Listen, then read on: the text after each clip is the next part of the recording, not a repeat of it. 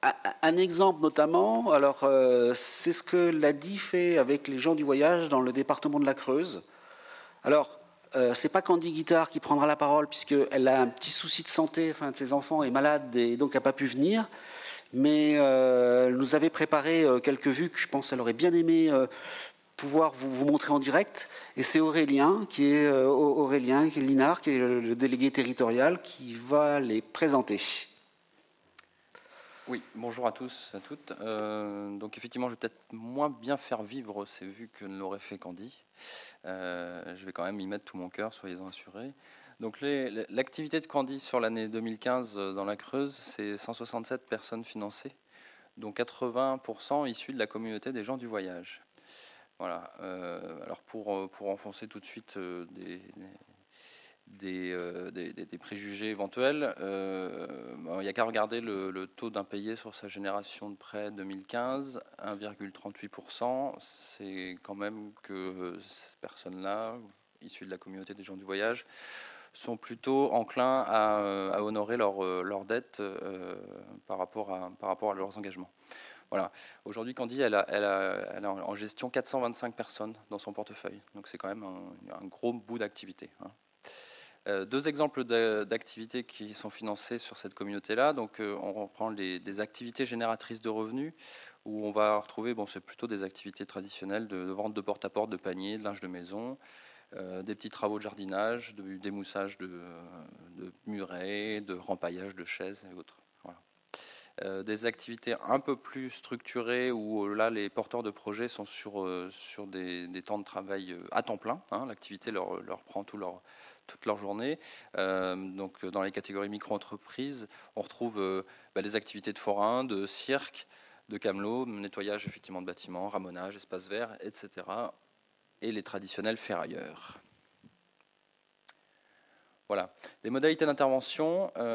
Aujourd'hui, Candy, elle assure une présence régulière sur les terrains d'accueil et sur les aires de passage. Voilà. Elle gère elle-même aussi l'accompagnement sur ses porteurs de projets. C'est-à-dire que ça va de l'immatriculation ou de l'officialisation selon les cas de l'activité à la mise en place d'un un cahier de suivi recettes-dépenses, tout ce qui est aide sur les déclarations RSI, les déclarations trimestrielles de revenus par rapport au maintien des allocations diverses et variées.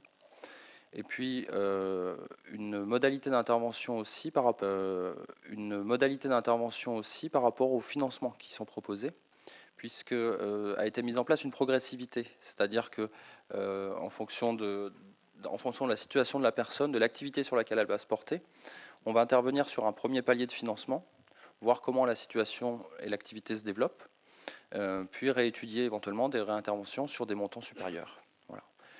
Ces nouvelles interventions sont aussi soumises à une gestion du remboursement du prêt et des documents administratifs suivis des déclarations qui soient le plus parfait possible, évidemment. Voilà. Et puis Candy nous a mis deux illustrations, donc c'est là où je vais avoir un peu de mal à vous donner de la profondeur, parce que malheureusement je ne connais pas les clients.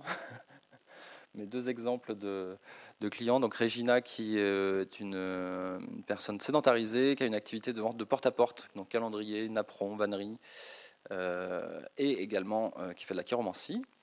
Voilà, qui a eu un premier prêt de 2 000 euros pour l'achat de marchandises, un second prêt de 4 000 euros pour un petit véhicule, pour aller chercher de la clientèle un peu plus loin, et qui a été accompagné sur sa déclaration RSI, la déclaration de son conjoint comme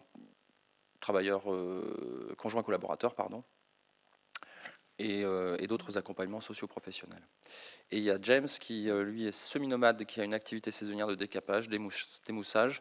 Donc on est sur une activité micro-entreprise avec un financement de départ de 6 000 euros qui a lié à ce moment-là un prêt professionnel, un microcrédit professionnel et un prêt d'honneur pour du financement de matériel, de trésorerie, de fourniture. Et on est ensuite arrivé sur un financement de 10 000 euros pour, là encore, un financement de véhicules, voilà, pour son activité. On a également pu l'assurer sur une partie de l'activité. Et puis sur le volet de l'accompagnement, encore une fois, traditionnellement, la déclaration au centre de formalité des entreprises, les déclarations d'impôts, les renouvellements de CMU, la rédaction de CV, ça va jusque-là, pour qu'ils puissent se positionner sur des missions d'intérim ou de CDD.